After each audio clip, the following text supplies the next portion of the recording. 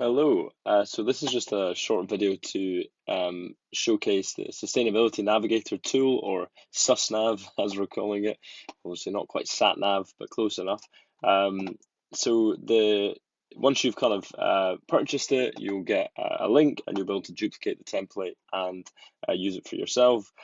You get a little introduction here, which you can toggle, and it just kind of talks about the key features there. So what I'm going to do is I'm just going to walk through them very briefly. So if we start here at the dashboard, this is just a place to manage all of the tasks that you might need to do. So for example, if you're using this as a sustainability professional, maybe as a consultant, then this is a great place to manage your job. So if you've got, for example, if you're using it to write a sustainability report, or work with a company, then you might want to add in the tasks here. So as you can see, here's one that I've added earlier, which is send email to suppliers asking for their sustainability policy. So that would be a task that you want to do. And then once you've completed that, you can just tick it off and then it disappears. The following, and then obviously on here as well, so you've got your idea inbox, which is where you just put down any ideas that you've got.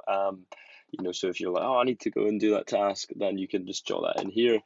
Emails, so you might need to reply to key people or send some emails. So again, you can just put them in here so you're not forgetting. And then the tasks, again, are just laid out in different formats. And then I will do other videos explaining how this part works.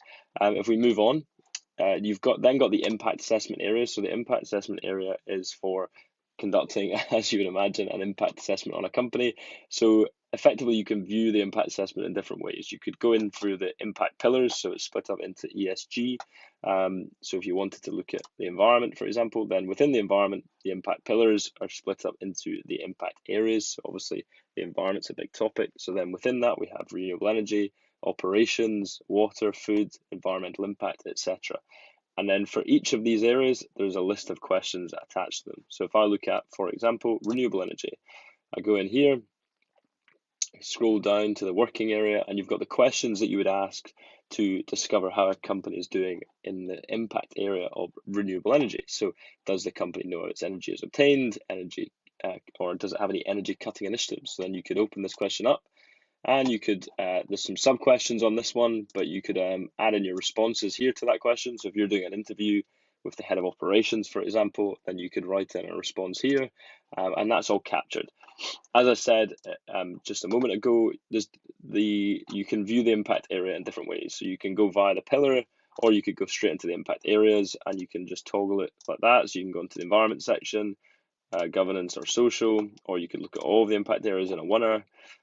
Also, what you can do, if I just go back to impact areas, is you can look at all the questions. So obviously the questions are tagged by their impact areas, so they're all organized, but you might just want to go in and look at, for example, all of the environment questions, or all of the social questions, or all of the governance questions. So the impact assessment area is where you can do that. It does what it says in the tin. It enables you to do an impact assessment. The third part of the toolkit, I'll actually go into action plan first. So the action plan template is just an example action plan. So if you've done an impact assessment with a company or on your own company, then you want to transform that impact assessment into an action plan. So what I've created is 10 example goals that you might want to set. Now, all the questions and the goals are influenced by the Future Fit benchmark, which is the leading benchmark, in my opinion, on sustainability, and the opinion of many others as well. And within here, you've got the action plan template. So these goals are influenced by the Future Fit benchmark. Within each goal, you can then set key objectives, and you can create projects. So you can effectively use this place to project manage anything. So if you're running, for example, an internal team on sustainability, then everyone would be able to access the goals and the objectives and the project. So if we go into projects, I've created an existing one here. So you might want to replace all incandescent light bulbs with LED lights. So you can create tasks here. Obviously, I've created some just jargon ones, but you can add tasks in here, and then you can give them a status. So if they're done, or if you've not started them, you can add all that. And then you've got a nice little bar as well, which shows how the completion's done. So that's the third element of the Sustainability Navigator. And the fourth element and final is the toolkit. So once you've done an assessment, you've created an action plan, you want to get on with actually doing the stuff. You want to get on with doing the jobs that need to be done. So the toolkit, you can toggle it again with different views. I quite like the board view. So I've split the toolkit so far into guides, templates, and business cases. So guides are, as you'd imagine, different guides to help you in a range of different sustainability areas. Templates are exactly what they say they are, templates. So earlier we set a task to, for example, send an email to a supplier. So you could type in here email and you could filter it.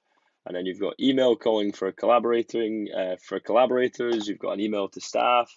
You've got different kind of emails there that you could send, an email to your bank, an email to your supplier. You open that up, and then you've got a template email written right there.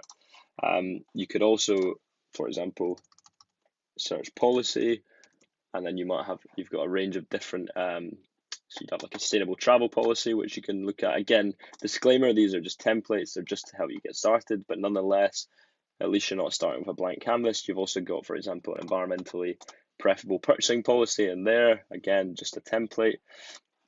So a range of different templates and guides, and of course business cases. So if you're working within a company and you want to use this, then you've got a range of business cases, from why you should have solar panels to electric fleets and so on and so forth. So that is a whistle-stop tour, or not quite because it's been 6 minutes, but a tour of the Sustainability Navigator tool.